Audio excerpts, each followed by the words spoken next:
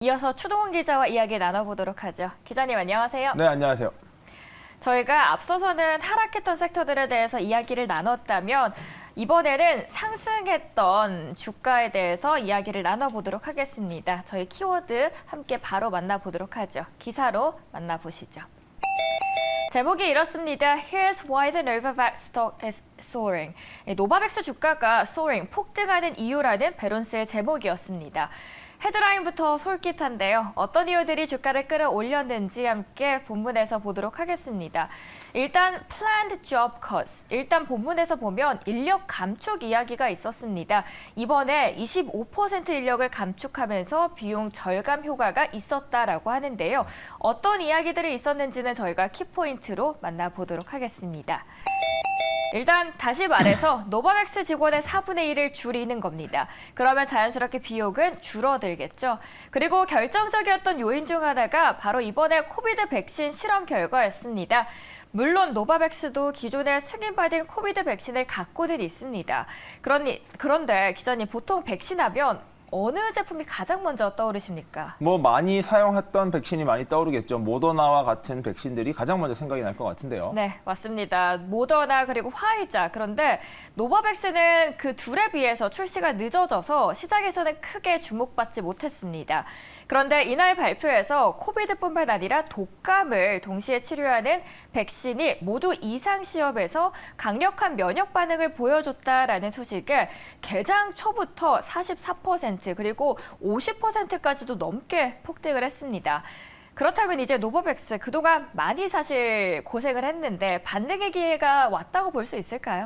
네, 제약주 같은 경우에는 코로나 시국에 굉장히 주목을 받았던 주요한 섹터 중에 하나입니다. 그러나 이렇게 코로나가 끝이 나가면서 과연 이러한 제약주 그리고 코로나 관련주들의 주가들 어떻게 봐야 되느냐에 대한 전망이 많이 엇갈린다라고 보시면 될 것 같은데요. 대표적으로 노바백스입니다. 모더나나 화이자와 같이 기본적으로 글로벌리 큰 제약사면서 코로나 백신에서도 매우 앞섰던 기업들과 달리 노바백스는 그 규모라든지 그다음에 백신에 대응하는 속도 같은 측면에서 전반적으로 좀 더뎠습니다. 그렇다 보니 뒤따라가는 입장, 실제적으로 주가에서도 좀 어려움을 많이 겪었었는데요. 한때 21년도입니다. 주가가 매우 많이 높았던 거에 비하면 현재 주가는 97%나 떨어져 있는 상황입니다. 사실상 코인주와 다를 바 없을 정도로 주가가 많이 떨어지다 보니까 노바백스를 긍정적으로 봤던 투자자들 입장에서는 크게 다쳤다라고도 보실 수 있는데요. 하루 사이에 주가가 많이 올랐습니다. 바로 실적 발표 직후인데 실적 자체가 좋게 나온 건 아니지만 이러한 기업의 어려움을 해결하기 위한 여러 가지 대책들을 내놓았다는 측면이 긍정적으로 평가받았다라고 보시면 될 것 같습니다. 자, 1분기에 노바백스의 실적 분석 한번 해보면요. 매출은 8,090만 달러를 기록했습니다. 그 숫자가 많지는 않은데요. 시장 전망이 8,760만 달러였으니까 그보다도 다소 낮게 나왔다라고 보시면 될 것 같고요. 1분기 EPS 순손실 같은 경우도 한번 따져보니까 순손실이 2억 9,390만 달러를 기록해서 주당 순손실이 3.41달러가 나왔습니다. 시장의 전망이 3.46달러였으니까 이보다는 아주 조금 낮게 나왔다, 조금 더 좋게 나왔다라고 보시면 될 것 같지만 여전히 노바백스의 어려움이 커지고 있는 상황, 큰 상황이다라는 거에서는 큰 변화는 없는 것 같습니다. 자, 연간 전망도 나왔는데요. 올해 연간 매출이 14에서 16억 달러 정도가 될 것이다 라고 같이 발표를 했습니다. 사실 작년 4분기에도 노바백스는 어려웠습니다.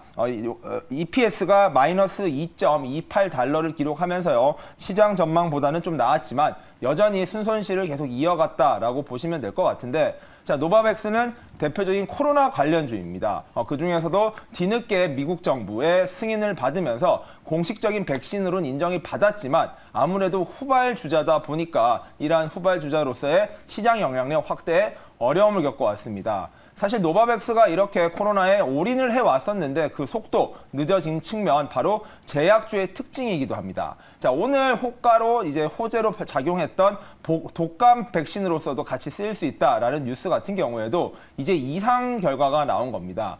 제약 같은 경우에는 아무래도 사람에게 직접 영향을 미치는 거다 보니 첫 번째 계획을 발표하고 1상, 2상, 그리고 임상실험까지 이어진 이 과정에서 스텝 단계로서 계속 주가가 영향을 받습니다.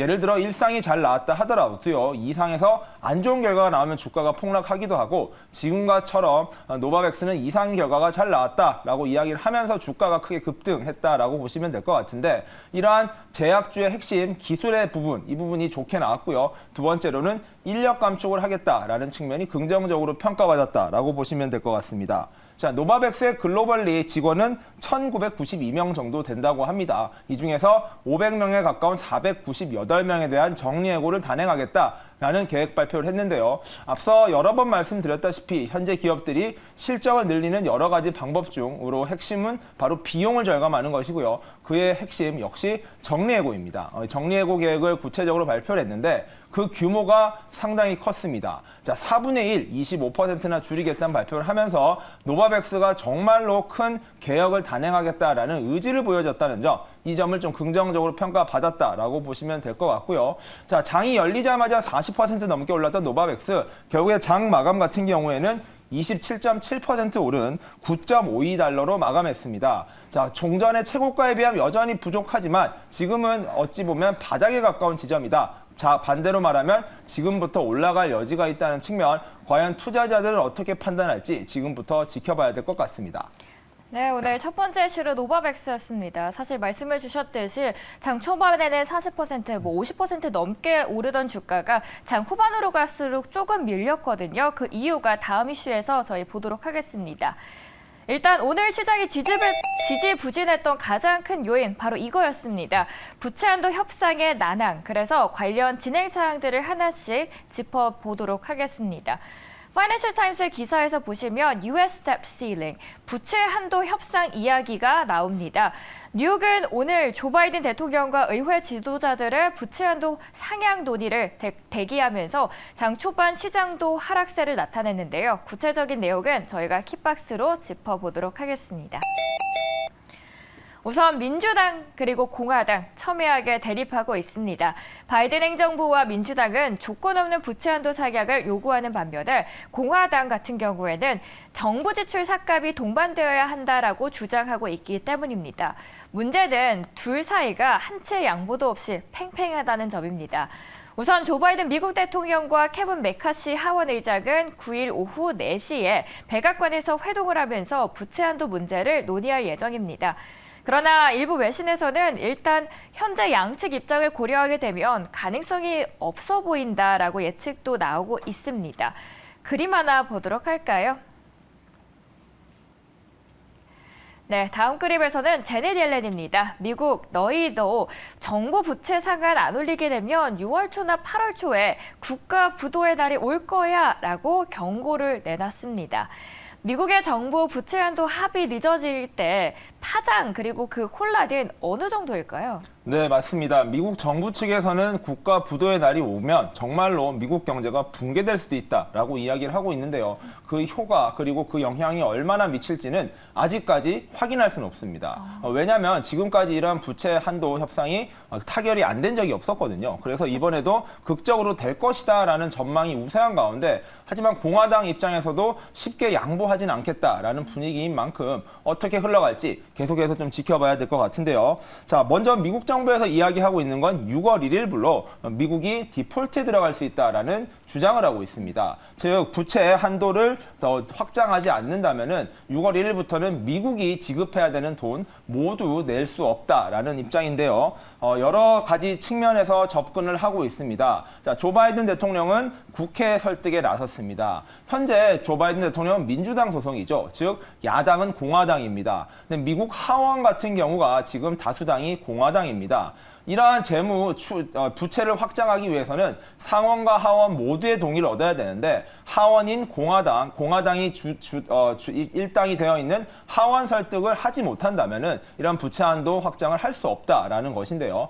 조 바이든 대통령이 그런 이유로 케빈 메카시 미국 하원 의장, 즉 공화당의 수장을 만나는 것이고요. 제닛 옐런 재무부 장관 역시 미국의 여러 기업들 그리고 야당 관계자들을 계속해서 접촉하면서 설득에 나서고 있는 분위기입니다. 자, 미국 정부는 이미 1월 19일에 부채 상한 한도인 31조 4천억 달러의 돈을 다 썼다라고 발표를 했습니다. 즉 지금도 이미 꽉 차 있는 상황, 겨우겨우 버티고 있는데 이 마지노선을 5월, 6월 1일로 설정했다라고 보시면 될 것 같습니다. 지금이 벌써 5월 10일이니까 이제 20여일, 즉 3주밖에 남지 않았는데요. 3주 안에 야당이 이러한 협상에 응하지 않는다면 미국은 세계 최고 강대국이라는 이름의 오명이 생길 수 있을 정도로 큰 문제가 발생한다라는 것입니다. 자, 미국의 브루킹스 연구소 같은 경우에도 재무부의 부채 상환이 실패할 경우 경기 침체의 위기를 촉발할 것이다 라면서 우려를 전했었는데요. 미국 정부 입장에서는 미국이 제대로 된 채권들에 대한 채무에 대한 이제 지급을 못하고 여러 가지 문제가 발생할 경우 수백만 명의 실업자가 발생하고요. 가계대출을 비롯한 여러 대출 쪽에서 문제가 도미노 현상처럼 번질 것이다 라고 우려를 표하고 있습니다. 하지만 공화당 입장에서는 아직까지 여유가 있고 해볼 테면 해봐라 라는 입장입니다. 어쨌든 공화당이 열세를 쥐고 있는 만큼 최대한 이러한 주도권을 뺏기지 않겠다라는 의도로도 풀이가 되는데요. 앞서 말씀드린 대로 이러한 부채 한도 상한 문제 지금까지 여야가 타결하지 못한 적은 없습니다. 이러한 이유 때문에 여전히 결국에는 극적 타결이 이루어질 것이다. 결국에는 경제적 이슈가 아닌 정치적인 서로의 머리싸움을 하고 있는 것이다 라는 분석이 나오고 있는 것인데요.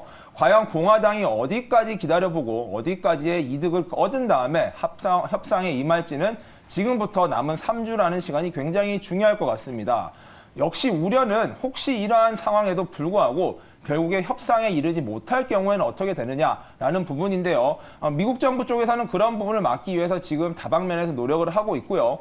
제니 옐런 재무부 장관은 11일에 일본에서 예정되어 있는 G7 재무부 장관 회의도 참석하지 않겠다라는 배수진을 치면서 현재 야당을 설득에 나서고 있는 상황입니다. 특히 미국의 재정 상황 계속해서 부채가 늘어나는 거 분명히 문제가 있다라는 것이 공화당의 입장이긴 한데요. 민주당 입장 그리고 바이든 정부 입장에서는 부채 한도를 늘려서 현재 거시경제 위기 부분을 반드시 해결해야 하지만 앞으로 거시경제 위기를 막을 수 있다라는 입장인 만큼 여야 간 협상 어떤 식으로 그리고 언제쯤 결론이 날지 지금부터 계속해서 좀 지켜봐야 될 것 같습니다. 네, 사실 저도 지금 찾아봤는데 부채 한도 수정이 1960년 이후로 78번이나 이루어졌을 맞습니다. 정도로 굉장히 흔한 일이라고는 합니다. 그래도 그 안에서 정치적인 이슈도 있고 어떻게 타결이 가야 될지는 그 과정 하나씩 짚어드리면서 꾸준하게 업데이트해 드리도록 하겠습니다. 오늘도 저희 3가지 이슈 살펴봤습니다. 오늘 일장 제 옷 색깔처럼 빨갛게 물들길 바라도록 하겠습니다. 시청해주신 여러분 고맙습니다.